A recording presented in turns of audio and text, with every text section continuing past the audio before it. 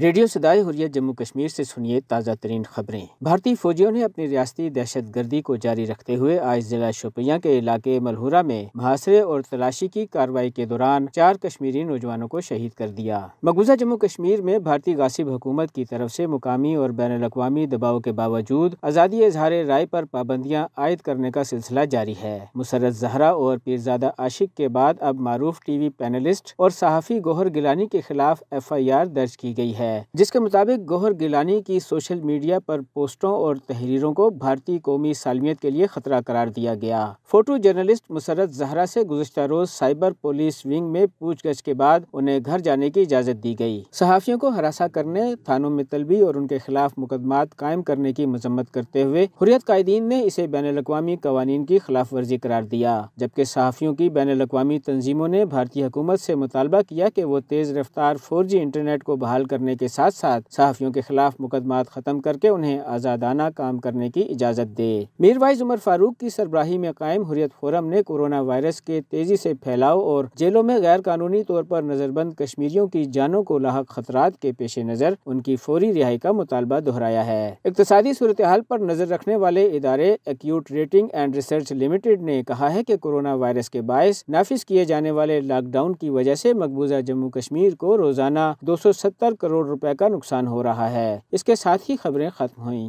مقبوضہ کشمیر میں جس طرح بھارتی تسلط کے باعث قریباً 7 دہائیوں سے ہر شخص مصائب اور مشکلات سے دوچار ہے، اسی طرح ان کے مصائب اور مشکلات بتانے والے صحافی بھی بھارتی ریاستی اداروں کے جبر سے محفوظ نہیں ہیں۔ لیکن جب سے بھارت میں مودی ٹولہ برسر اقتدار آیا ہے، مقبوضہ کشمیر میں صحافت بھی جرم بن چکی ہے۔ وجہ صاف ظاہر ہے کہ مودی سرکار کشمیری عوام کی طرح یہاں صحافت کو بھی یرغمال بنائے رکھنا چاہتی ہے، تاکہ مقبوضہ علاقے میں بھارت کے کالے کرتوتوں کی پردہ داری ہو سکے۔ مودی کے فسطائی ہتھ کنڈوں کے باعث جس طرح مقبوضہ کشمیر میں ہر شعبہ زندگی سے تعلق رکھنے والے افراد متاثر ہو چکے ہیں، اسی طرح یہاں صحافتی برادری بھی ان کی قہر سامانیوں سے محفوظ نہیں ہے۔ گزشتہ برس اگست سے جس طرح یہاں صحافیوں کو پیشہ ورانہ ذمہ داریوں کی انجام دہی کے دوران بھارت کے نام نہاد قانون نافذ کرنے والے ادارے مسلسل ہراساں کر رہے ہیں، وہ اس بات کا بیان ثبوت ہے کہ دانستہ طور پر کشمیری صحافیوں کے لیے زمین تنگ کی جا رہی ہے۔ 2 معروف کشمیری صحافیوں پیرزادہ عاشق اور خاتون فوٹو جرنلسٹ مسرت زہرا کو محض اپنی صحافتی ذمہ داریوں سے روکنے کے لیے بھارتی حکمرانوں کی طرف سے کالا قانون کا استعمال کوئی پہلا واقعہ نہیں ہے۔ اس سے قبل بھی یہاں صحافیوں کو اذیتناک مراحل کا سامنا رہا ہے۔ مقبوضہ کشمیر میں صحافیوں پر تشدد، اخبارات کے دفاتر پر حملے اور توڑ پھوڑ کے درجنوں واقعات پہلے بھی منظر عام پر آ چکے ہیں۔ دراصل مودی سرکار مقبوضہ ریاست میں اپنی ظالمانہ پالیسیوں کے نفاذ کے لیے